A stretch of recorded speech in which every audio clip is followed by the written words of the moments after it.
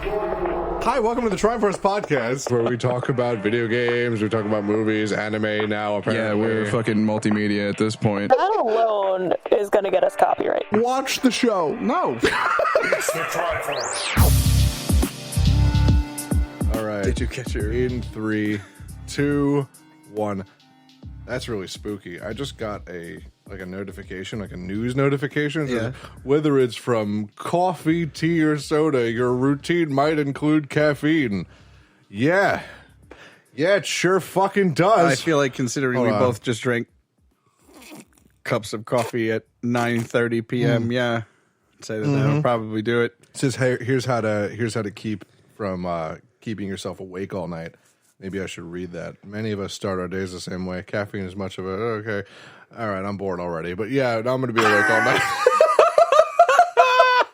Well, you know, it's funny. It's funny because tonight, this very night, happens to be a very specific kind of evening. Yes. It is a DB's evening. Just the most DB's evening. It's a DB's evening once again. This is obviously welcome to the Tryforce podcast. Yes. Rain could not be with us this week. They are recovering. Right. So, yeah, they're doing well. They are doing well, so that's good. Hopefully we should see them next week or the week after. But for now, it is a DB's evening because I was, like, vibrating with anticipation for Season 8. It is my favorite season of Dragon Ball Z. I know this about you. By far. Right. It's so good, and I can't wait. Let's get into it. I'm Zach. I'm Colton. Right, we should have done that first. I figured that we would throw that in there, and it's interesting that you bring up coffee because even so, if it might be a DB's evening, but oh yeah, it's a new season. Coffee makes you shit. Coffee makes me fucking vacate.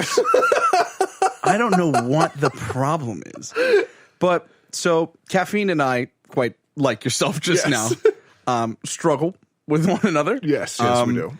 I was like, I've been recently trying to keep it to my morning cup of coffee because I got like a big bag of like disposable coffee cups and they're all over my fucking car because I drink the whole thing on my way to work. And then when I get to work, I have to shit. Yeah. And so, I've started working in a new place recently. You know, for security reasons, I obviously won't say where. Of course. But I was low man on the totem pole. Mm-hmm. Therefore, I had to ask other people to use their bathroom keys. So I'd like to say that as of recently, I have upgraded and got myself a bathroom key. Good. Oh, God, good. But that's so upsetting. But this incident came prior to my acquisition of such things. Oh, no. And it started off on a, let's call it a morning of plenty when it comes to the coffee, because I had drank my morning coffee, and then I got to work. I realized I had a little bit of time before is like the general time I enter the building. So there's a gas station on the corner, and I was like, I could probably use another cup of coffee. So I got in there. I drank a second cup of coffee, and lo and behold. Things started happening. Come and knock on my door.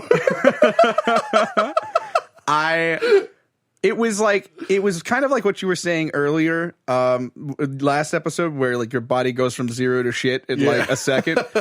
But picture that, but like extended release. Oh no! But like on a time frame, like every like 5 minutes, I could tell it was getting more dire. Oh no! Like it just in stages, like a fucking spaceship. So normally there are two people on either side of the bathroom whose offices I normally knock on because there's a men's bathroom on the top floor and a ladies' bathroom on the bottom floor, and then there's both bathrooms that are on the ground floor. That's ridiculous. Yeah. And so neither of them were available. One office was dark. The other one was clearly having a conversation on the phone. Oh, no. So I was like, okay, now I have to go down 3 flights of stairs. So I was going down 3 flights of stairs. And so on my way down, I run into my colleague. And they're like, hey, I was looking for you. Let's start planning lessons. And I'm like, okay, like right now? And they're like, yeah, right now. And I'm like, okay. Oh no! So I went back upstairs, started planning out a bit of my lesson, and I said, I've got to go. And you'll just give me a sec. I'll be right back. I then proceeded to go back down. Oh no! 3 flights of stairs. No! And my entire stomach is just like, we are on some extremely thin ice here. So there's a security person at the front of the building, and I got to get the key from them, right? Because any guest that comes in is going to get the key from them. So I go and I get the key. I turn the key in the lock, and my stomach made a sound like a leviathan. It was baritone. Like I don't know how to describe it, but I'll use another musical term when I say that shit was staccato. It was like, get this shit out of me. Like, it was really loud, really deep, and really short. Yeah. Like, Yeah. It was like a tuba was being played inside me. It was bad. It sounded like someone just headbutted a timpani. Like, yeah, absolutely, dude. It was bad. So I turned the key, and I'll be damned if anybody else is in the bathroom. I am getting things done that need to get done. I threw my bag like somewhere in the bathroom. I had undone my belt before I had even opened the stall. I left the stall door wide open because there is enough space to hide me. And I got to work, and boy, did I need to get to work. Now, this particular defecation was not so, I would say, ferocious in general scent or in size. However, when I tell you the quantity present here, Colton, I don't know if you've ever like gotten a bunch of Halloween candy and forgotten about it. And it kind of all like molds together like a rat king. There was not any negative space in this toy.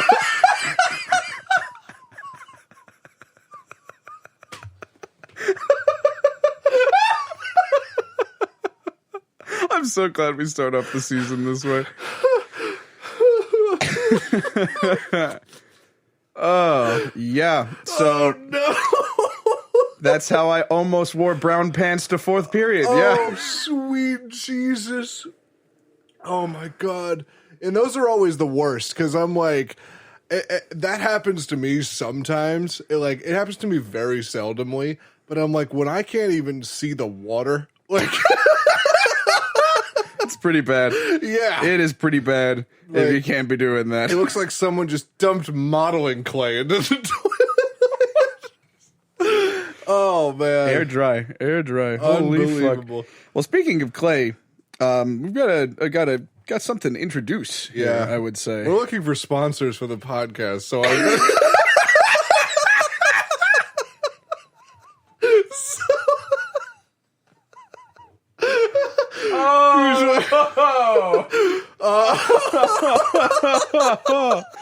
Oh, man. How many laxative companies are about to reach out to us?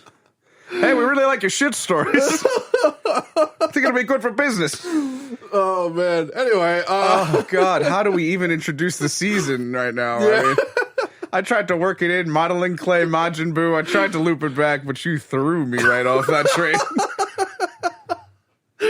Oh, goodness. So, modeling clay and Majin Buu is a fantastic way to describe that because, man, is he that. Gooey. Yeah. He's very gooey. Definitely gooey. He seems to be moldable to the hands. Imagine the Stay Puffed Marshmallow Man with a cape and he's just really evil and powerful. Yeah. Like, yeah. And pink. We've got to get there. He's big, scary, and pink. Yeah. Great. Amazing. Okay. So we are on episode 205. Damn, dude. Dragon Ball Z. Holy good gravy. 220 episodes overall, however. Don't know where the other ones are coming in. That's the initial dub number is 205, so I'm not sure. Overall, it's 220. Yeah, well, I think the dub cut some episodes out. That's crazy. Yeah, because they were just like they were either just too inappropriate for kids. That's true. Yeah, there was A lot of that happens from the Japan to America. a few Marin crossover. episodes they cut out. Oh, is that facts? Yeah, okay. yeah, they did. I've got some Googling to do tonight, boys. All right. So we've got episode something. I'm going to go with 220 for the overall. Yeah. The Wizard's Curse. Yes. In the original yes. aired in the Funimation air date, which was October 15th, 2001. Yeah. And in all the way back in March 9th, 1994, we had the Ocean dub title for our first episode tonight. The man behind the curtain appears. The evil Madoshi Bobiddi. Oh, he has a first name. I didn't know that. Yes. Either that or it's or his last name, like a maybe. Japanese word, like or the evil wizard. Maybe Wizard's Curse is the one that's in. Yeah, I mean, English. this is fucking crazy because we knew that magic existed in the Dragon Ball world. Obviously, Shenron is a product of magic. The entire fucking Garlic Jr. saga was a product of magic. But we all thought it was kind of like hokey Master Roshi bullshit, you know, back in Dragon Ball. And we're like, oh yeah, now we're dealing with space dictators and bug androids. Like this is the stakes are so much higher now. But for a return to magic to be the end of the Dragon Ball Z series, crazy. It is. Like when we heard Bobiddi is a literal fucking wizard. I was like, what the fuck? What are you talking I about? was like, what could that possibly mean in this world? I mean, he's a wizard. Like Baba is a witch. Sure. You know, like are we just going to be fighting like a Baba pretty much? And like the characters that come out of the Bobiddi series, like the Bobiddi's Henchman Very catalog, cool. So fucking cool. So like when we've seen Spopovich and Yamu at this point, like they're the ones that ended off season 7. So I have to look at what Yamu looks like. yeah, he's Spopovich, but Waluigi. Like he's the really? Yeah, he's pretty much just short, skinny, and the same. Oh, ew. Yeah, Okay. yeah, he's not not what I thought great. he thought about at Not all. great. Okay. Not great. Not what I thought he looked like at all. Okay, So- sorry. Yeah, so he looks like a deflated Spopovich. Pretty It's much. true. Yeah. It's true. You're right. So basically, what happens is they have this M on their forehead, and that's going to come into play later. I'll give you a quick recap of season 7. At the very last bit, we saw Spopovich and Yamu absorb Super Saiyan Gohan's energy and bring it off somewhere. That was the end of season 7. Yeah. So now we get to see where they're bringing it to and what they need it for. So, I was kind of wondering what they were going to do with that weird Saiyan enema that they took out of Gohan. it was pretty much an enema. Like, All right. Videl cannot keep up with Gohan and Kibito? Kibito, yes. Okay. This is actually a really cute scene because, like, Gohan is flying off to danger, like, potentially life-threatening danger, and Videl's just like, no, I'm not letting my boyfriend go there alone. Are you kidding me? Yeah, they're now in it now. Well, they're actually not a thing yet, but Gohan is very clearly into her. Yeah, no, this is and it. Videl is very clearly into him. Yeah, no, and this it is the couldn't point be where clearer. Videl had cut her hair for the tournament, so it's short hair Videl. Cute. Oh, God. So cute. So cute. I love pigtails Videl, but there is something about short hair Videl. It's just, it hits different. All right. It's different. Before she leaves, Yeah. she realizes that Gohan was in fact the child who defeated Cell and not her father, Yeah. and says that she will date him once he comes back. Yeah. That's the most cold-hearted shit. That is awesome. Yeah. I love that. She's just She's like, so yeah, he good. can definitely get this pussy now. Like, Yeah, I mean, like, she's so like ridiculous about it because she's having trouble keeping up with them because she's not, good at flying yet. She's just learned how to do it. That's true. And she's like, the wind is literally drying my eyes out. Like I can't see. So like he go on like you fucking get used to it, it's whatever. And he's like, you know what? No, actually, why don't you turn back and you go tell Goten and Trunks and everybody what's going on? but isn't Gohan being like carted off by the villains? Like, No, he's being carted off by Kibito. isn't Yeah, okay. Kibito is a good guy. Yeah. Right, because they So- didn't get into that in last Yeah, season. they did. Kibito and Shin were revealed as the Supreme Kais. And Okay. Yeah, I and they forgot. were I like- remember Shin. I don't remember this guy. I'm Shin is sorry. the Supreme Kai. Kibito is his assistant. It's a little while. So- Been a little while. Yeah. So Kibito and Gohan are in a group with Videl, and that's why they're falling behind. So Videl's basically just like, so I just need to ask you a quick question. Something has been on my mind. The Gold Fighter, that was also you, wasn't it? And he goes, yeah, it was. And she goes, so that means that wasn't my dad that beat Cell, was it? It was you. You were that little kid back then, weren't you? I've seen your group before. You showed up at the Cell games, and that little boy was you, wasn't it? You guys are fighters. Yeah, and he's like, yeah, it was. And she goes, you know what? It all makes sense now. And I'm really glad I know the truth. So you better come back to me.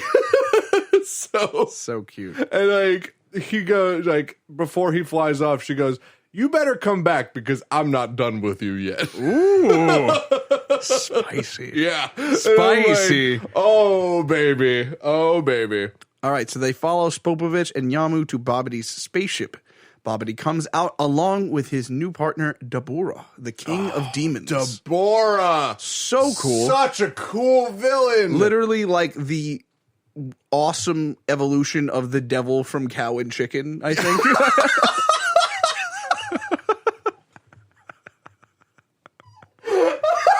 Shout out to Cow and Chicken. I can't believe you made me think about Cow and Chicken Oh. in 2021. Sure did. Oh my God. Dabura, I will no never- bullshit. I will never look at Deborah the same way. Ever again. I missed 10 seconds ago when I didn't know. No, I was watching this alongside watching Cow and Chicken, so I was like, this must be just an extended universe. Extended universe. After Spopovich and Yamu deliver the energy to Bobiddi, the wizard has no use for them and therefore kills both of them. Yeah, it's really fucked up how he does it too. So basically, what we skipped over about Deborah is that he is the king of demons. Yeah, that's pretty dope. He's the king of demons. Apparently, the demon world in Dragon Ball Z is parallel to Earth. Tight. So the king of demons is the strongest one. That's it. Sure. That's it. That's all it is. So Deborah is a lackey to Bobiddi, and he's the strongest person in the demon world. I love it. Crazy. So Spopovich and Yamu come back with this energy, and basically they're like, "Oh yeah, we'll take this." Bobiddi's like, "Thank you, thank you. Take we'll take this to Mountain Boo." And he's just like, "Oh yeah, so yeah, so what do we, a reward? What do we get?" He's like, "Well, unfortunately, we won't be needing your services anymore."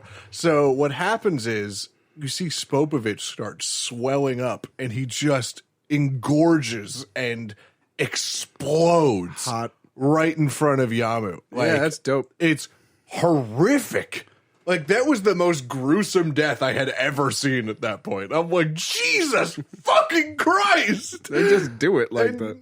They really do. And they had another henchman. His name is Pui Pui, which I think is the funniest thing Thank you, in the world. because I had absolutely no fucking idea how to pronounce that when I Yeah. was reading.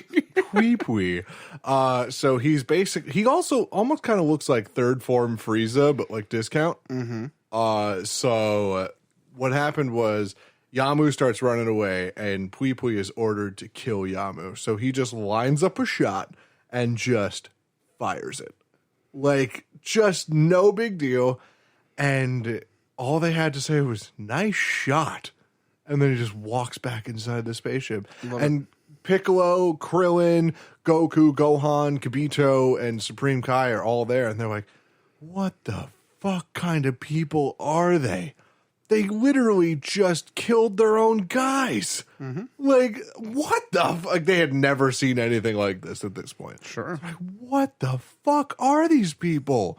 So, and it's just it's so fucked up. You know, this series gets dark in season 8. Like I would bet. it gets real fucking dark. Episode 221, King of the Demons in the fun dub. Yeah. And in the ocean dub, The Awaiting Trap, a challenge from the demon realm. I mean, technically, yeah. Bobiddi enters the spaceship, but Deborah suddenly flies over to the Z Fighters and kills Kibito. Yeah, he knows they're there. He just happens to know. Peace, I guess, Kibito. Yeah. Oh my god, Kibito just gets capped immediately. Like, he just flies up the rock and just comes like within a foot of Kibito and just blasts him dead.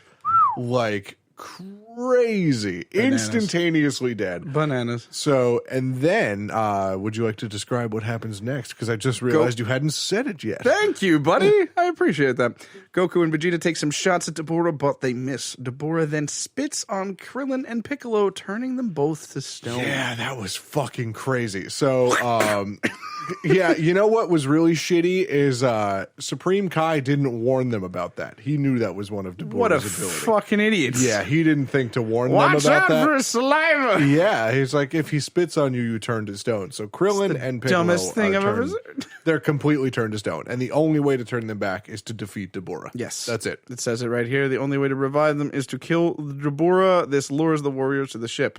Yeah, so basically the way Deborah lures them in, he's like, I'm giving you a chance to run unless you want to end up like them. And I'm like, What a fucking king, bro. what a fucking badass villain Deborah is. So cool. Holy shit. Completely wasted, I think, in the general series. I don't think so. I really don't think Deborah was wasted.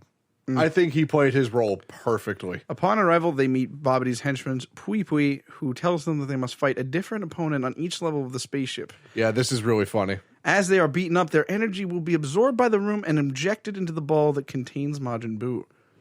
Yeah, this sequence of Dragon Ball Z is one of my favorites because it just spotlights what a joke most of like Bobiddi's henchmen are. Yeah. And it's just so fucking funny. It's just a pissing contest between Goku and Vegeta for the next 3 episodes. That's true. Our next So episode funny. Our next episode is Vegeta based. Yes. Yeah, This so- was a real fun one. Episode 222, Vegeta Attacks, otherwise known in the Ocean dub. Very excited for this one, personally. Don't toy with me. Vegeta's breakthrough first strike of fury. I love how you thought it was over. Yeah, I was getting ready. I'm like, there's more. So, yeah, this is the episode where Pui Pui is doing his fucking, like, you'll never get past me and Vegeta. This is good. This is good. Can I read this one? Yes. Vegeta starts to beat up Pui Pui with no effort. To give his fighter the advantage, Bobiddi changes the room to mimic Pui Pui's home planet, where the gravity is 10 times that Oh, wait, let's stop there. of Earth. Because there's a few funny things that happened before Okay. that. Bobiddi is one of my favorite villains ever. Yeah. Because he's, like, so self-aware. Memorable. Very memorable, very aware of Earth culture, which is really funny to me. Like, extremely aware for some reason. Mm-hmm. So, fucking Gohan, Goku, and Vegeta, while Supreme Kai is just fucking baffled this whole time, has no idea that these 3 people existed before today, they are playing rock, paper, scissors to see who's going to fight Pui Pui. I love that. And he's just like, you fucking morons, just deal with Pui Pui.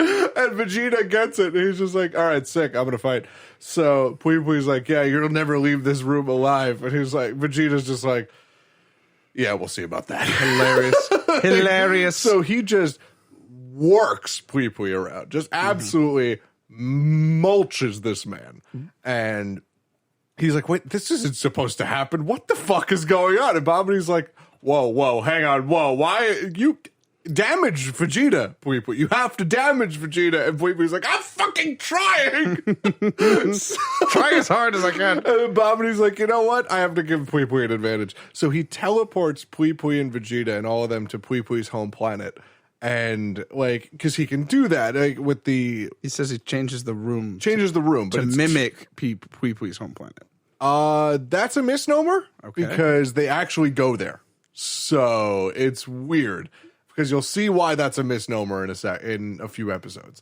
So they actually go there, and he's like, now you won't be able to move at all. This is 10 times the gravity of Earth. Watch, your life force will drop as fast as this stone. And he drops the stone to the ground, and Vegeta starts cackling. He's like, maybe if this was 500 times Earth gravity, I would have a problem. But 10, I don't even feel it. Unfortunately for Pui Pui, Vegeta trains at 500 times the Earth's gravity. Yeah. And therefore easily destroys Pui Pui. He just fucking pops him in the face like super quick, and he pops back in like a boxing stance. He's like feather footing it around. It's just like amazing. Still think I'm bluffing? He's just fucking with Pui Pui the whole Starts doing one finger push-ups. Oh god. They move on to the funny. second level. Vegeta just flexing on Pui Pui. That whole episode was so funny. They move on to the second level where Goku will fight Bobiddi's pet monster, Yakon. Yakon, yeah. So cool. Yakon is basically like how do I describe what he looks like? He's almost like Shenron and the Alien put together. It's weird. I don't fucking believe you. It's weird. Yakon, DBZ. Yeah, you'll know where I'm getting those two components from. You'll see it. What did you say? Shenron and Alien. No, Purunga maybe. but Oh, not sorry. Shenron. Yeah, that's what I meant. Purunga. Okay, I can see that. Yeah. Yeah, sure. I get that. All right. It's very weird. But cool thing about Yakon is he's apparently like a really, really, really powerful monster. Okay. Definitely gave Goku a little trouble. Not enough trouble. Sure. Where Goku was actually even remotely worried.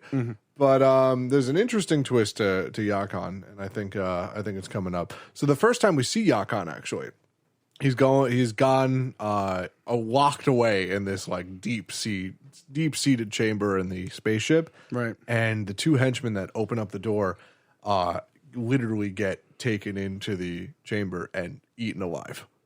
Like, and you hear it and you see half of it. Like, it's fucking Nice. brutal. Yeah, it did say pet monster. So, Yeah. yeah, you got to feed it every now and again. Episode 223. Next up, Goku. Oh, I thought we skipped the Yakon thing. I'm like, what No, the fuck? it says next up, Goku. Got it. Okay. In the fun dub, or Goku's power wide open, blow away Yakon. Yeah, technically right. Goku and Yakon start to fight. Goku is obviously stronger than Yakon, so Bob. Way stronger by a huge, like not even a fucking shot. So Bobiddi changes the environment to mimic the planet of darkness, Yakon's home planet. To help himself see, Goku goes Super Saiyan. Yakon, however, a devourer of light, sucks up the light emitting from Goku. Yeah, that's what we find out. Figured I would stop. Yeah. I'm sure you had something to say about that. Yeah, definitely. Up to this point, Bobiddi is just floored. Like, he's just like, what the fuck is going on here? It's like, who are these people? What are these things that have just come into my spaceship? It's just like, I've been canvassing the world for 300 years, and no one, even remotely this powerful, has ever shown up. Where did these motherfuckers come from? I can't. So fucking funny. That is so good. Yakon like literally eats the light that Goku is emitting as a Super Saiyan, and Goku's just fucking clowning on Yakon this whole time, and he just. It's so funny to watch this fight because Yakon is like supposed to be this big, scary, threatening monster, and just Goku fucking with him. He's just like, okay, I don't know what to do here. I honestly don't know what to say to you. So, like, we're just gonna fight, and I'm just gonna eat you if that's okay. So he gets done absorbing the light, and then Seeing this, Goku again becomes Super Saiyan, allowing Yakon to suck up all of the light energy that he can. Finally, Goku becomes Super Saiyan 2 yep. and gives off a flash of brilliant light, which is too much for Yakon to handle. Victorious, the fighters head to the next level. Yeah, he literally, he just overfeeds Yakon and just blows him up. That's nuts. Yeah.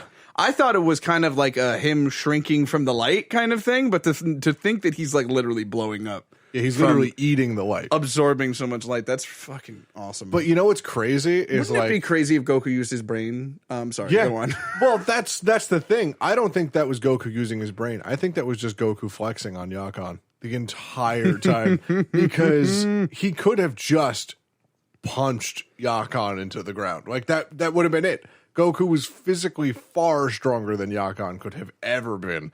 So he was just flexing on him. That's all it was. That is all these fights are, is just Goku, Vegeta, and Gohan flexing on Bobiddi. And it's so fucking funny.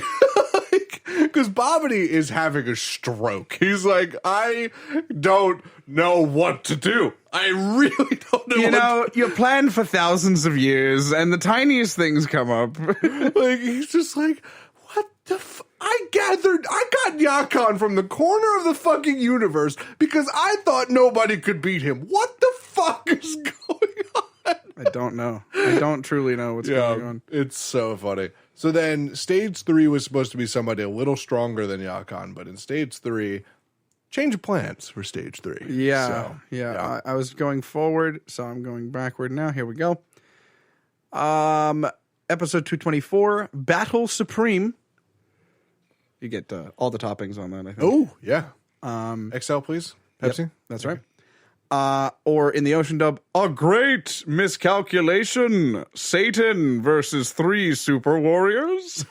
Yeah. Wait. Oh, yeah, they do call him Satan in the fun dub. Straight up call him in the Ocean dub. Oh, yeah, sorry. They do just straight up call him Satan, yeah. That's fucking crazy. The fighters move on. That's going to get confusing. Yeah.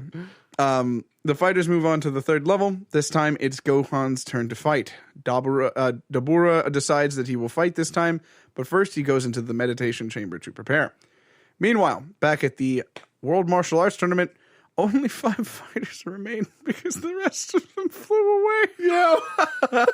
Spopovich and Yamu are gone. Goku, Vegeta, Gohan are all gone. Right. Shin and Kibito are gone. Kibito's big gone. Yeah. That man is dead. He's very, very big gone. What happened to Kibito? Gone. His match is next. Oh, you better cancel that. You could be waiting a while. So Krillin is gone and Ma Junior is gone. Ma Junior is gone. Piccolo. Yeah. Unbelievable. What a fucking nerd. What a nerd. Piccolo is such a nerd. He is a nerd. You remember in season 4 when he fused with Kami and he's just like, I no longer have a name. And then Goku's like, hey, Piccolo. Stop calling me that. What a fucking nerd. Anyway, He is kind of a nerd. isn't he? I love him. Yeah. He's our big weird. He's well-meaning. He's our big weird uncle, and I love him. Hercule decides to finish the tournament with all 5 remaining fighters in the ring at the same time. Oh, yeah, it's really funny because he proposes this idea, and then he looks at 18, and he's just like, this was a bad idea.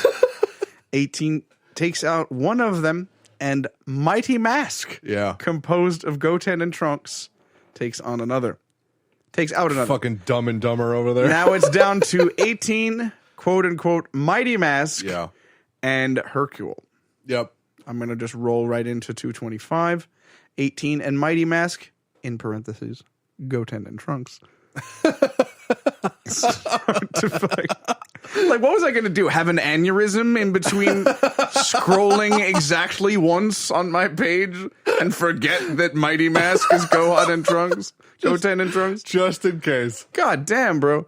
Starts to fight, and because they are able to use their arms and legs simultaneously as Mighty Mask, they have the upper hand against 18. But when she steps up the intensity, they cannot keep up with her, so they decide to turn into Super Saiyans. Yes, they do. This, of course, blows their cover, and they are disqualified as teams are not allowed in the tournament. They do something first before that. So everyone's like, oh, Mighty Mask is glowing! And 18's just like, you fucking morons. So she's just like, all right, I know how to handle this. So she uses a Destructo disc. Hey! And, let's fucking go! And cuts their costume in half because Goten and Trunks both try to fly opposite ways, and because they're in a fucking costume, they can't do that. So the costume gets cut in half, and then they both attack 18 right after that. Yeah. So this, of course, blows their cover, and they're disqualified as teams are not allowed in the tournament. Goten and Trunks are forced to flee. Now it is down to 18 and Hercule. Meanwhile, Dabura has finally finished his meditation and is ready to fight Gohan. Yeah, so basically what happens is Dabura goes in for like a fighter's meditation. Yeah. And I wish I was kidding. He goes into meditation to raise his fighting spirit. Let's go. Ladies and gentlemen. I love that. I don't know how I feel about Yo, that. when is Dabura gonna unlock his stand, bro? What's Dabura's stand? My stand, sympathy for the devil. Oh, get the fuck out of here. Yeah, bro. Oh, that's so good. Absolutely. That's so good. Yeah, dude. Mm-hmm. Okay, I take that back. Episode 222, Pay to Win, or in the Ocean dub, Confrontation with the Demon King. Yeah, it's your turn, Gohan. This was a really... it was a cool fight, but also not. You know, it was hard to watch. It was very hard to watch. Sure. Because, yeah, Dabura is strong, but Vegeta and Goku outclassed Dabura by a huge fucking margin. And Gohan should have as well. Should have. So, but he's, going to high school. And once his dad died, he didn't really do much of the training. Sure. So, Sure. Basically what happened is he was working on school stuff pretty much the entire time because he only had Chi-Chi there. So he kind of shirked his training a little bit. Oh boy. Yeah, he can still do Super Saiyan 2, but it's just not the same. Sure. He was actually stronger during the Cell Saga than he is right now. So yeah, it's kind of like a certain protagonist in a certain other series who stops practicing his greatest technique. Okay. Before I get too angry. Dolphins. Fucking dolphins. Fucking dolphins, man. 18 gets Hercule into a headlock, and she uses this opportunity to cut a deal with the farcical fighter. She will. About this. This is why when we were talking before this, I simped so hard for Android 18 when I was a kid, and I remembered why I did, because she's just such a fun character in this season, because she's literally the phrase, "Why me?" the character. Yeah. She was kind of done with everyone's garbage. She's so done with everyone's garbage, except for Krillin. Like, when she's around Krillin, she's a totally different person. I love you. Literally. You ridiculous little bald man, you. So fucking funny. So she literally locks Hercule. Can I do go this? for it, sure. She locks Hercule in a headlock.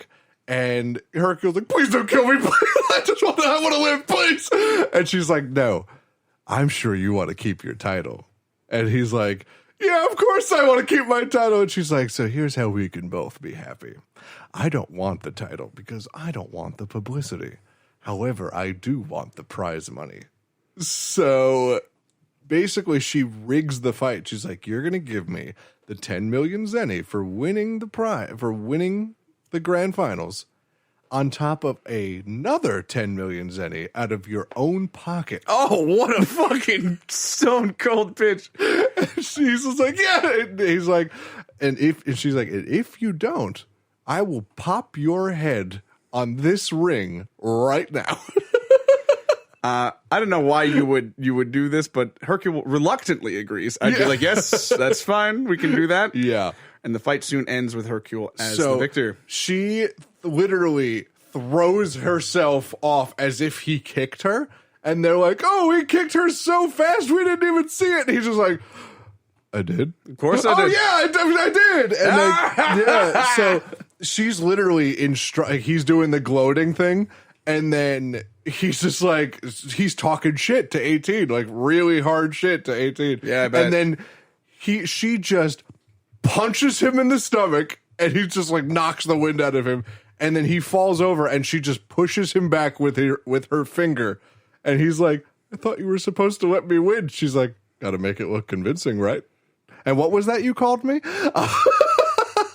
Amazing. And I'm like, oh my God. So she's just like, okay, so now what you're going to do is you're going to throw me across the stage, and then you're going to finish me off with one of those crazy moves that you talk about all the time. They're kayfabing. They're this. literally kayfabing it. And she just like, he runs up to her screaming some crazy shit and just punches her in the face. That's his ultimate move. Right. And she's just standing there completely unfazed. And she just looks at him and goes, that was it? That was your move? That was the thing that I'm supposed to go out for? And he's just like, I couldn't think of anything else. And she just goes, why does it have to be me? It doesn't have to be you. And she just it does not. herself. She just throws herself out of the ring. Amazing. So fucking funny. And then at the end, she's just like, yeah, if I don't see that, good work, champ. I'm going to be coming by your house tomorrow. And, if you don't have that money for me, I'm going to kill you. Yeah. Just walks away. I bet she will.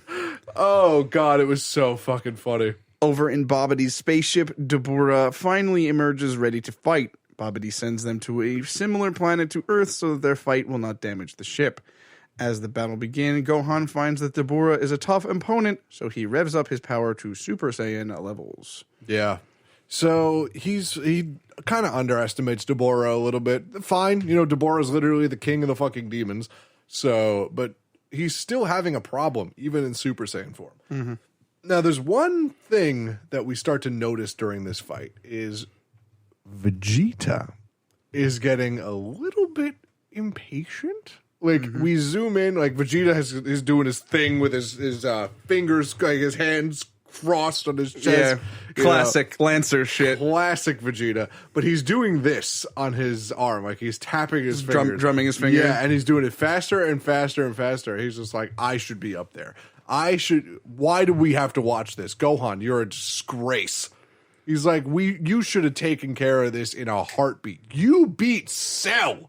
You should have taken care of this already. You should have kept at least training a little bit. How could you fall so far behind? Oh yeah, this is not good. This is it. Yeah, yeah. This is Vegeta fucking shitting on Gohan this whole time, and like he's just like, this is a disgrace. You're a Saiyan. Act like one. Mm-hmm. So it's just like you just see Vegeta getting angrier and angrier and angrier. And Deborah looks at him for a second and kind of like smiles a little bit. Mm-hmm. And then he goes back to the fight with Gohan. Okay. All right? Yep. That's not the first time it's going to happen. So Gohan and Deborah continue fighting, and from the outset it is clear that Gohan has lost his edge after not training for 7 years, and as a result is weaker than when he fought and killed Cell. Yep. Nonetheless, Gohan is fighting Deborah to a stalemate. However, his lack of fighting sense and inability to gain an advantage on Deborah causes Vegeta to begin to lose his cool, especially when Deborah begins to pressure Gohan in the fight. Noticing this, Deborah tells Bobiddi to return them all to the ship. Yes. Okay. I just thought I would catch the audience up to you. Yeah. So basically, Deborah stops the fight again. He's just like, Bobiddi, I have this is huge news that I have for you right now. So you're going to want to bring us back. So he's just like, you better not be looking for an excuse to get out of this fight. He's like, it's going to be worth it. Trust me. So they go back to the ship and Deborah just dips. And Gohan's like, what are you doing? Are you running away from our fight? And he goes, no, a new recruit just got here and we have to break him in. Wild. So that's what we're left on for that episode, which is huge. Mm-hmm. And then Supreme Kai's looking around. He's like, wait a minute. A new recruit. Nobody's come through the spaceship at all. Could he mean one of us? He privately informs Bobiddi that Vegeta has terrible rage burning inside him and therefore could be made to serve their purposes. Yeah. Yeah. Meanwhile, Goten and Trunks see Videl flying back to the stadium and she tells them all about what is happening. Goten and Trunks, contrary to most everyone else, Never tell Goten and Trunks what is going on. Ever. they are excited at the prospect of seeing both magic and a wizard, in parentheses, although they do not... hold on. In parentheses. Although they reveal that they do not know what a wizard is. And race off after the others. Yep. Holy balls. Never tell Goten and Trunks anything. Keep them in the dark at all times if you'd like to maintain any sort of order. Hey, what are we doing? Oh, fighting Raditz. Go and find him.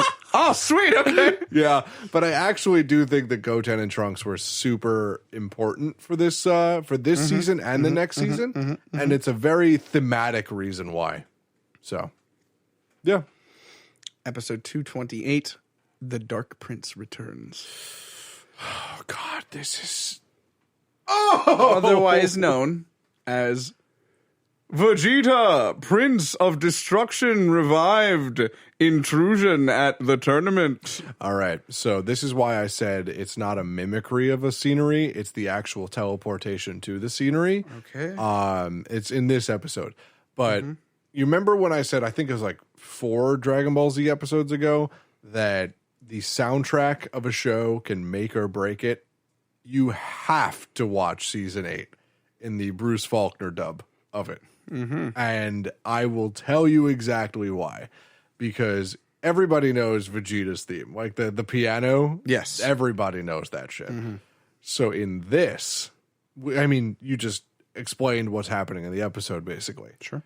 When we see Vegeta turn back into that dark, version of himself, into that evil version of himself, we get this evil, chaotic version of his theme that plays in the background, and it is just the coolest shit I have ever heard. Like, man, when I tell you I got goosebumps listening to this, Sure. it is so cool. And this soundtrack for this season in particular, stellar, unbelievable. Like, I will literally talk about it for an entire hour.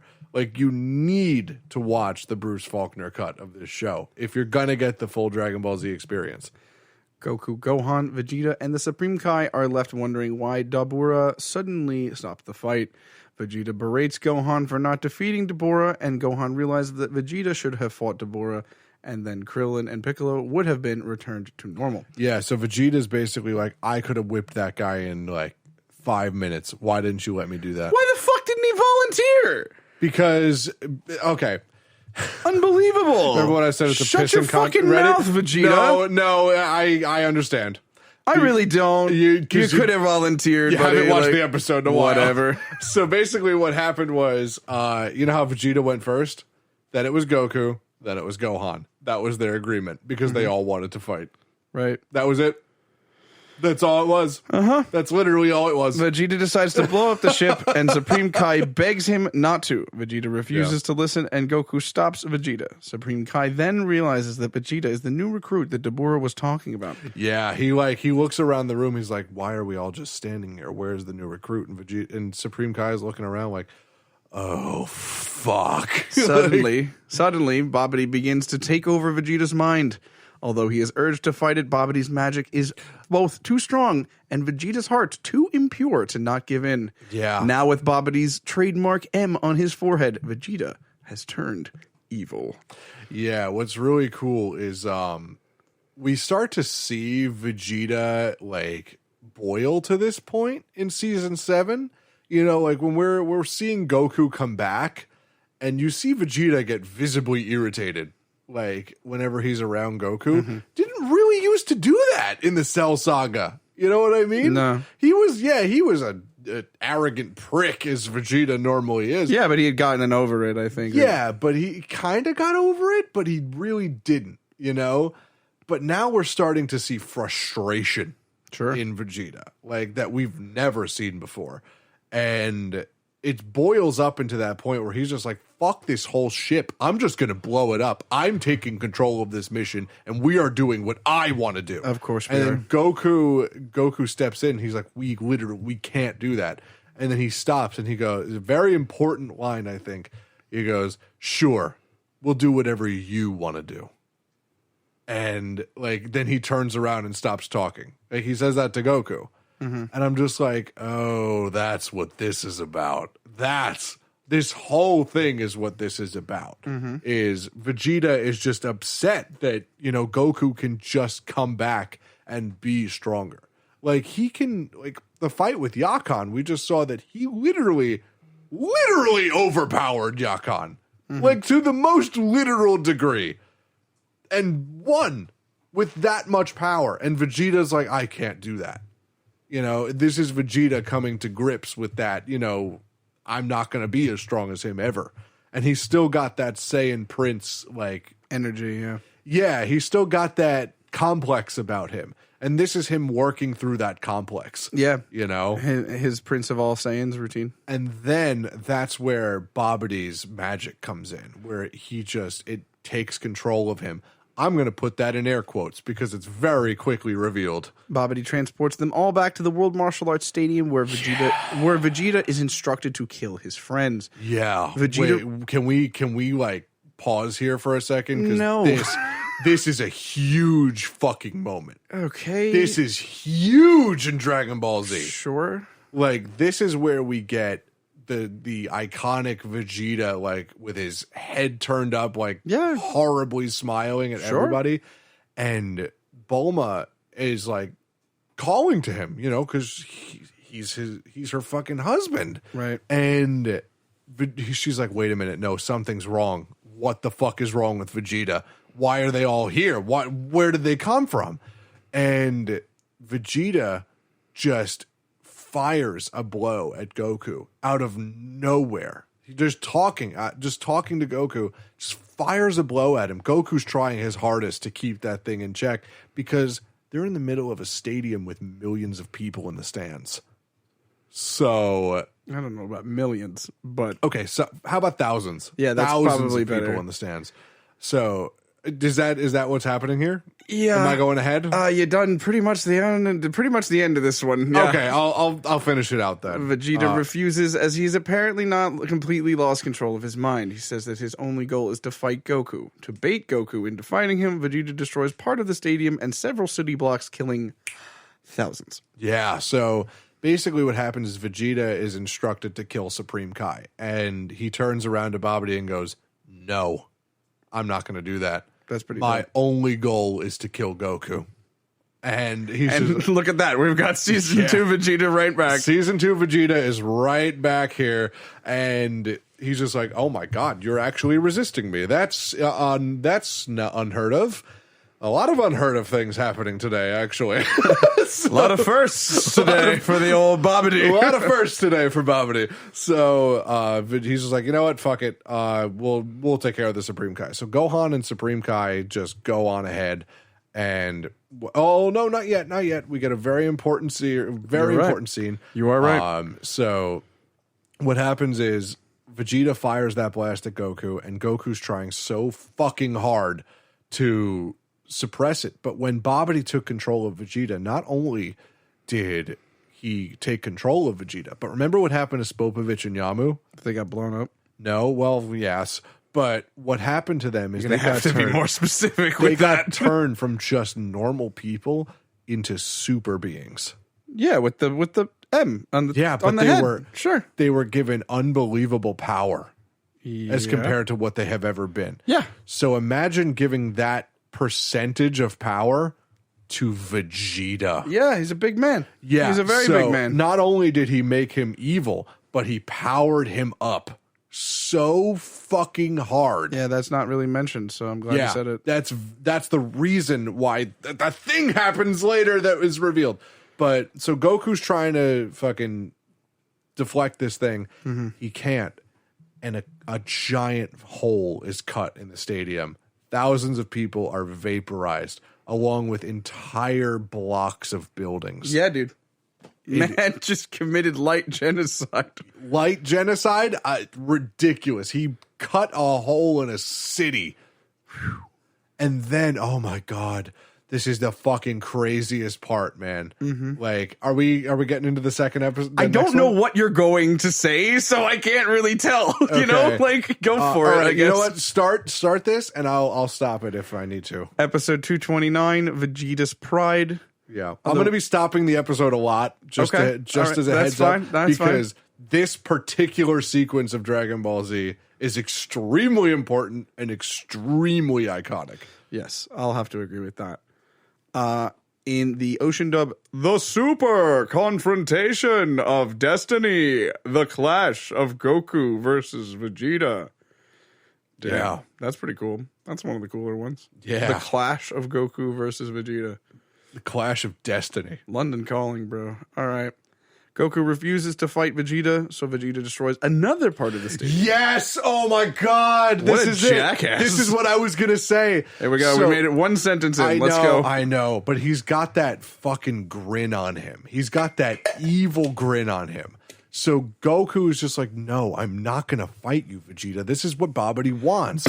He literally just is eye contact with Goku. Just puts a hand up to his left and takes out a whole nother section of the fucking stands. I love it. Like, I love it. A hair away from Bulma, by the way. Wow. Yeah. Spicy. Literally. Very spicy. Because that's the whole thing is... He doesn't know what he's doing. No, he does. I mean, yes, but he has less control over what he's doing. No, he does. You'll see. For fuck's sake. He is in total control of what he's doing. So you'll see what's going on. But basically he pretty much just chunks out this entire arena, and Goku's like, all right, apparently there's no way I can, more people are going to die if I don't do this. To avoid any further casualties, Goku reluctantly agrees to fight. The Supreme Kai tries to fight him, but sees that it is no use. Oh my god, this scene was so cool. Goku tells Bobiddi to transport them far away from people, and the wizard does oblige. Okay, stop there for a second. No problem. Go ahead. This is big. Yep. This is where, Goku just turns all of his logic off. Like, you know how he did in the Frieza fight? Just turns all of that off, all of his reserve, all of his convictions off. And Supreme Kai gets in front of Vegeta, and he's just like, no, if you want to fight, you're going to have to go through me. And Goku goes, well, all right. And he holds a hand up to Supreme Kai's face and charges up a blast. Yeah, no shit. Yeah. And Supreme Kai's like, oh, he's going to fucking do that. Yeah, he sure is. And he hangs his head down, and he's like, fine. If there's no other way, he's like, fine, do what you must. Yeah. And then what's crazy is that Goku's just like, I'm sorry, Supreme Kai.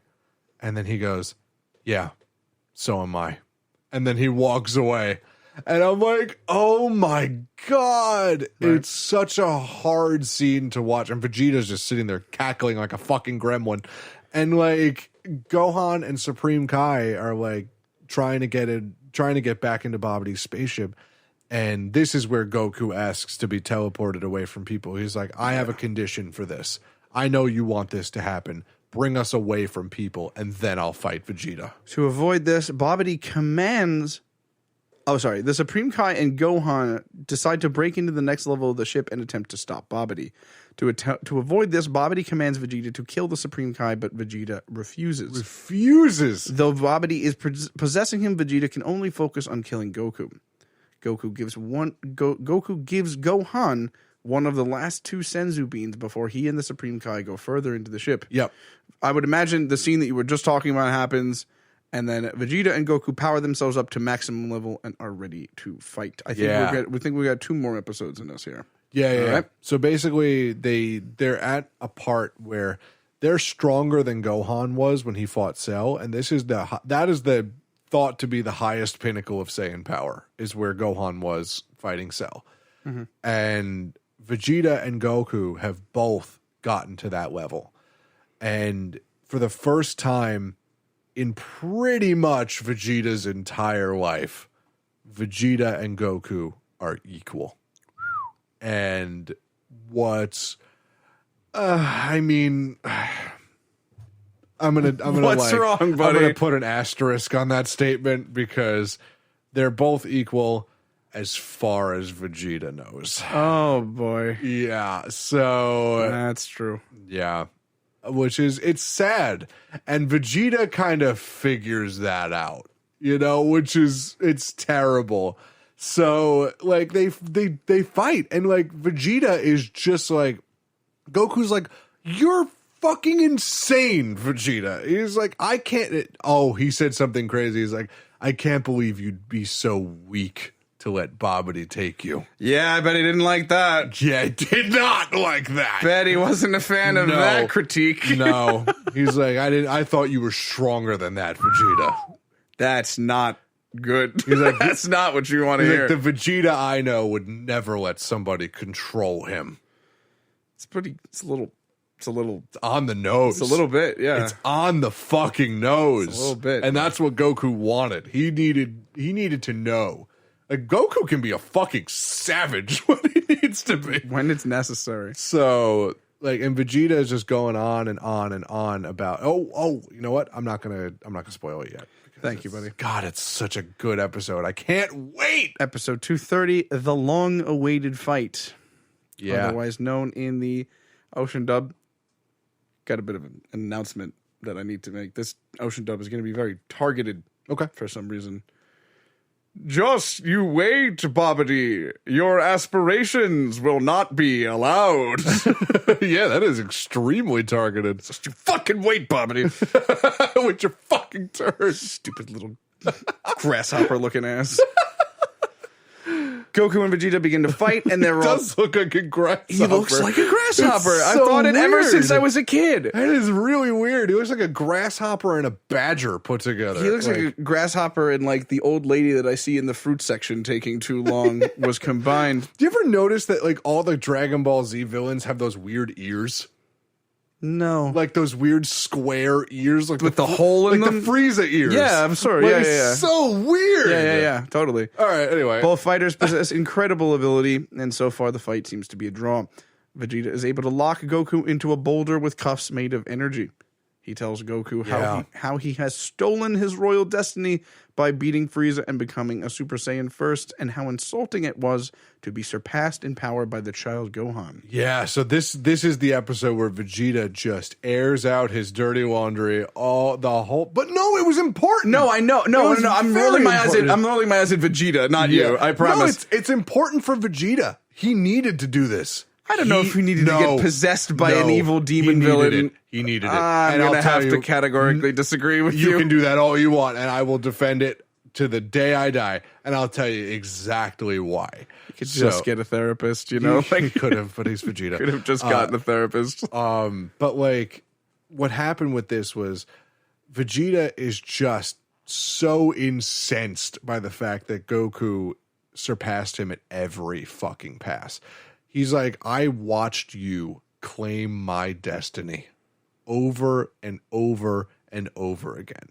I watched you reach the heights that I was promised when I was born, that I was promised my entire life. I spent my entire life being ruled by another and watching my race dwindle to a handful, and you are the one that reached my destiny. And then... Seems involved.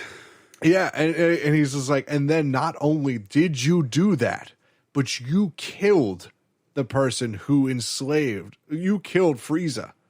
You're the one that killed Frieza. You spared my life. You took pity on me, and I cannot stand that. It's like, I just can't live with that. You know? This is a man who spent all of his life working up to beat Frieza, and then some rando from Earth comes by and does it. He was working for Frieza in the first season. He was working for Frieza. Right. Yeah. Okay. He was doing the King Vegeta. You know, he was on the DL. Yeah, because that famously went well. What do you... They're literally father and son. You know what I mean? So he was working towards that, and Goku's just like, you know... I don't know what to tell you, bro. Like, you don't have the most sauce. Like, what do you got? Like, fuck off. He's like, it's never been about that, Vegeta. It has never been about surpassing you. It's never about that. I promise you.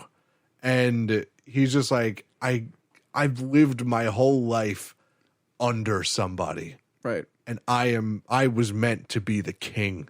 And I have lived my whole life in subordination. I'm there with Rain on this one. I think this guy's got gifted child syndrome. He does. I think this dude's Absolutely. this dude is literally unbearable. Like, I But he's swear to God, this is him Majin working Buu through Vegeta, it. even when I was a kid, I was like, shut the fuck up. I'm like, shut your fucking mouth. I swear, I know you might feel very strongly about Majin Buu Vegeta when he was going through this like emotional thing. When I was a child, I was like, shut up. Yeah, Get I know. back to the fighting. You're supposed to feel like that too, though, because you're like, I'm not supposed to sympathize with Vegeta. But when you look at it in context of the show, I sympathize with Vegeta. I want to.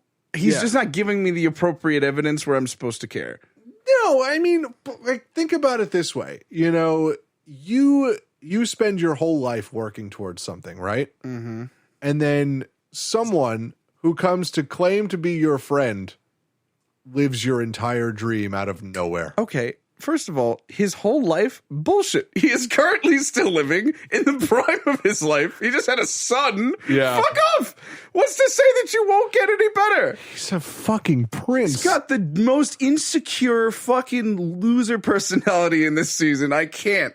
I fucking hate this season's Vegeta. I'm sorry, dude. I can't do it. I'm the direct opposite. It needed to happen. Disagree. This is the last spark of evil Vegeta. This is the spark before the flame dies out. You know, this is the final. It's a pretty big spark. It's a pretty big spark, but it's the flame before it dies out. You remember in My Hero Academia It where we feels got like that throwing thing? some gasoline on it, like, you know. Remember when we got the All Might scene where we saw the fire? And Don't then it, like, you lit? fucking dare compare these two scenes. We're No, moving we on. don't. Nope, Let me sorry. finish this. Goku is able to break Oh my free, God, and the battle really? resumes with crushing force. Meanwhile, man. Gohan and the Supreme Kai have made it all the way up to Boo's ball, but Bobiddi and Dabura are waiting for them. Yes. You had Okay. something? Yes, I do have something. Go for You it. remember the scene where the fire flared up and then it went out? You remember that? That's this for Vegeta. Yeah, at least it was flaring up for like an actual noble my cause. sweet and not God. his fucking pride like it is in every single goddamn season. In every single season since season 2, there's been a sequence where we have to fucking deal with Vegeta's fucking insecurities, and I'm sick and tired of it at this point in the series. We were having fun. We were doing the tournament. Everyone was friends. Everyone was joking. And because this man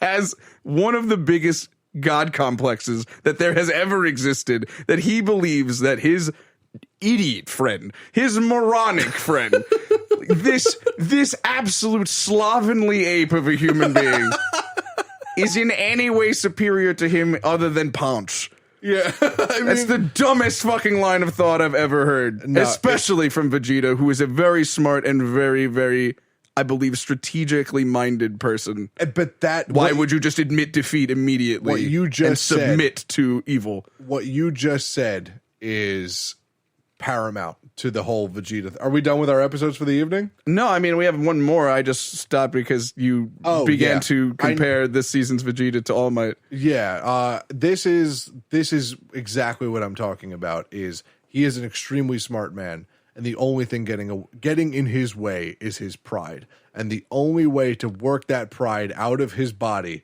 was this. No. He continues to be prideful and shitty. He does. He does, but he doesn't let it get in his way.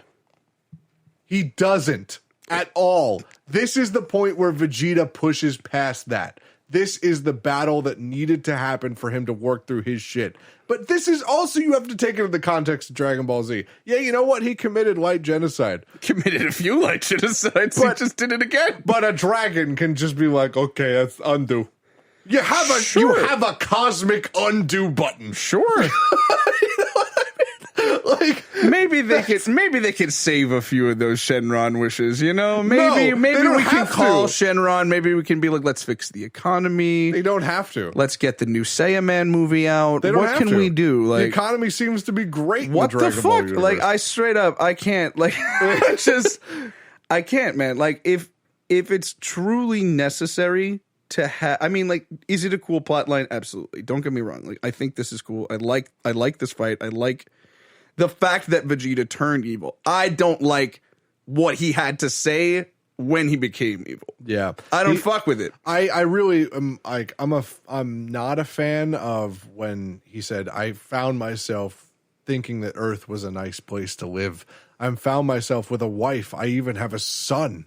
You know, I can't believe that I had grown so soft as a warrior. And this is him figuring out as a person that being a warrior is not genocide. Being a warrior is not crushing anybody in your way. It's competing with somebody. It's finding it in yourself. It's fighting for people and not at people. Yeah. His whole life, he has been fighting against people. He had to find something to fight for. And that was him figuring this out. Feel like when you had a wife and kid. No, because that's like not when you had a culture. wife. Feel like when you had a wife and child. How divorced is he from Saiyan culture at this point? He's not. He's literally finished. He's the prince. He's finished off. His whole clan is done. His whole clan is dead. His whole revenge plot to Frieza didn't work. His whole reattempt at Earth didn't work. He just now is a citizen, a denizen of Earth. And just now, after he engages in a few punches with Goku, he's finally coming around to this? Yes. BS. Because he's been battling with it this whole time. That's basically what it is. He's been trying. I know you're not buying it. I know you're not buying it. I couldn't even possibly be less You buying need to watch the episode to feel it. You need to. I'll watch the episode. I'll give you that. I'll do it. Definitely need to. Don't know if I feel it. Gotta be honest. You have to feel for that because it's just he's working through it, and this is the only way Vegeta can work through it. Vegeta can't go into a therapist's office. Are you fucking kidding me? Yeah. I think what therapist is going to see Vegeta? Someone who can. Piccolo, probably. Piccolo. Yeah. So how does that make you feel? I can't imagine that Piccolo has not done. It's actually the sessions. turtle. It's Master Roshi's turtle. Actually. I would cry. You know what I also find strange now that we're talking about Goku comparing to Vegeta? Mm-hmm. Why hasn't Vegeta asked Master Roshi for training? Because he's too much of a fucking prideful cock. That's why. I guess, yeah. That's fair. All right. I wanted to end on this episode because I read the recap ahead of time. Yeah. And I think this is a good place to stop for tonight, for this DB's evening. Episode 231, Magic Ball of Boo, or in the Ocean dub. You know what? I think I got to go a little creepier on this one. Okay. I don't think I can go Super Friends for this one. In the Ocean dub, the seal is broken. Out comes the vicious Majin Buu. Oh, yeah. Goku and Vegeta continue their battle. Vegeta reveals that he knew he could never surpass Goku's strength, so he let himself get taken over by Bobiddi. I can't fucking deal with this man. For the power boost. I can't deal with this man for another goddamn second. I know. For the power boost. I can't. I cannot. And he knew the whole time that anything he did could be undid with the Dragon Balls. So. That is so weak. That is such a weak excuse to do this. It is such a weak excuse. That is the weakest sauce I have ever tasted. It's the weakest sauce, I know, but this is the last of weak sauce Vegeta. Oh, I knew I couldn't be as good as you. So I decided to be evil again. This is the last of weak sauce Vegeta. Because he was thinking the whole time that the only reason he's not stacking up to Goku is because he's not Goku's opposite. When in reality, he has to be Goku's parallel. Yeah. You know? It was so easy. He has to be on Goku's side. We had all landed on this in like season 4. We all did, but Vegeta did not. And you have to remember, it's Vegeta. It is. It is Vegeta. Yeah. You know? He had seen what had been done to Spopovich and Yamu and wanted the power for himself. He also says that he wanted Bobiddi to reawaken the evil in his heart. Anything to say about that? Yes, because he thought that was what he was lacking. He thought that's why he was falling behind. And then once he realized, no, no, that isn't it. He can just turn off the mind control pretty much because he has such a fucking grip on it. So that's why I said. I'm not gonna lie, I didn't remember the beats of this mind control plot line. Yeah. Not his best. Not Toriyama's best here. I mean, Vegeta was never really under Bobiddi's control. Never really was. Oh shit! No. That's the whole point! He never really was. Ever. He literally... Okay. I know. One more time. I know. He also said that he wanted Bobby. Where is it? Back here. No, hold on. I got you. Don't worry about it. Though Bobiddi is possessing him, sure, yeah. Insulting it was. Never mind. I don't give a shit. But yeah, that's what I'm saying. He was never under Bobiddi's control ever. Basically, the reason almost murdering your wife is kind of no. I'm gonna stop that right there. Because okay. What happened with Bobiddi's mind control works by inflating these emotions in your heart, these feelings in your heart, and yeah, it inflated Vegeta's rage. It inflated his pride. It inflated his ego. But he never fell under Bobiddi's control. Not once did Vegeta listen to a thing that Bobiddi said. Not once. Now I'm even further confused because when I was a kid, when I was taking this in the first time, I'm like, Vegeta's under mind control. He'll be fine. He'll be less of a dick in like 30 seconds. No. Never under mind control. This is now getting even worse for me. Yeah. I understand. This is not cohesive at all. Watch the episodes. No, because if I do, then I'm like going to get emotionally attached and I'm not going to think about the plot like a plot. I'm going to think about it like, oh, poor Vegeta. Yeah, that's the point. No. Absolutely not. You have to watch it in context of the show. Absolutely not. If it's got bad writing, it's got bad writing. It's not bad writing. It's pretty shitty writing. Shitty writing. It's not. Oh, he's under mind control. Never mind, he's not under mind control at all. What? Everyone thinks he's under mind control until he tells them, no, this is what I wanted. This is what I needed. I wanted to be a villain again. Yes. Who cares? And then he said, it's like imagine getting what you want, getting everything that you want and finding out that you didn't want it. You know what, dude? Sun Tzu said a while ago, it was Lao Tzu, excuse me. Lao Tzu. A little while ago, like 2 weeks ago. Lao Tzu said that there is always a bigger fish, and you just gotta fucking deal with it. Yeah. That's over the what years, Vegeta's figuring out. I feel like I can't help but wonder that he could have gotten here without doing this. He could have. Just saying that. He could have. Over but the it would years, have taken much longer, and he would have been like 70 by that time. Over the years, he had become a normal person. He had a wife and son, and thought the Earth was a nice place to live. He wanted Bobiddi's magic to, quote, free him from those petty attachments. Yeah. But Goku does not believe him, and their fight continues. Yeah, Vegeta is like saying all this to Goku, and Goku's like, you better convince yourself before you try and convince me. Meanwhile, before Gohan and the Supreme Kai can stop Bobiddi, Boo has finally gathered enough energy, and the ball that once contained the mythical being has begun to hatch. Yeah. All right, so I guess next episode I'll do my Boo impression. Yeah, the folks will be waiting for it. Unless you want to push off to the next episode. No, I do not want to push off. I thought that was a nice narrative. That's a great way to end. Yeah. So they find the Boo ball, and okay, all right. Hold on. The Boo ball. Hold on. I need you to remember something for me. Early to mid 2000s. Childhood memory unlocked. Do you remember something called boobas?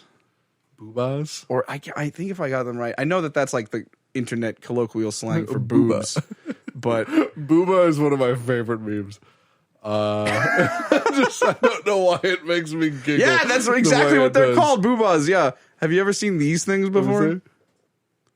Hold on, wait. No, I have not. But this one, those are fucking. Tell me that doesn't look like Majin Buu. That's You're out of your mind. horrific. Yeah, Boobas. That is bro. the scariest fucking thing I've ever. Oh, sweet Jesus. Boobas, bro. Oh no. Yeah, I can't believe we're making a please. Boobas reference here. Please no. A British exercise show for toddlers from the creators of Teletubbies. Man, they really only have. Burn those things at the stake. Those are horrific creatures. It's BOOHBAH if you want to check it out. Boobos. 2003. Only had one season. Oh, But, God, thank God. When you said boo balls, all I thought was boobas, and then I thought immediately to how the fucking pink boobah looks exactly like Majin Buu. Freaked me the fuck out there going on that mental ride. Yeah. So this is a crazy start to a bunch of crazy sequences of events. The Dragon Ball series gets a lot darker from here on out, a lot bloodier, Yeah. and a lot gorier. Especially when it comes to Boo. Yeah. 100%. And Boo is such a unique villain in that he's so. You know what? I'm just not gonna do that. Yeah, you know what happens when you get on a roll. Yeah, I'm just not going to do that. So, Boo is unique in that he's wildly unlike Frieza and wildly unlike Cell. Like, Cell and Frieza were kind of similar. So, like, yeah, I mean, Cell was made of Frieza. So, like, they kind of had to. Cell is made of Frieza. You heard it here first. Oh, man. Soylent Cell is Frieza. Oh, a Soylent Green reference. Yeah. Wow. I love that. Because Cell is green. He is green. That's true. Well, thank you guys for coming along on another DB's evening. Absolutely. We are about midway through season 8. Yeah, make sure to chew a lot of bubble gum for the next episode. You're gonna need it. Next time we're gonna hopefully finish out season 8, and then it's on to the last season of Dragon Ball Z. Last season of Dragon Ball Z, a lot of crazy shit happens. My favorite iteration of Boo happens, and it's just so cool. Yeah. So fucking cool, man. Speaking of cool things down the pipe, yeah. Oh, we are planning a thing. we have something in the works in regards to this little series. Yes, that is yes, going yes, on. Yes. So try to keep an eye on our social media for anything that might pop up in that regard. Absolutely, it's going to be huge. If big, if true, Huge if true, actually.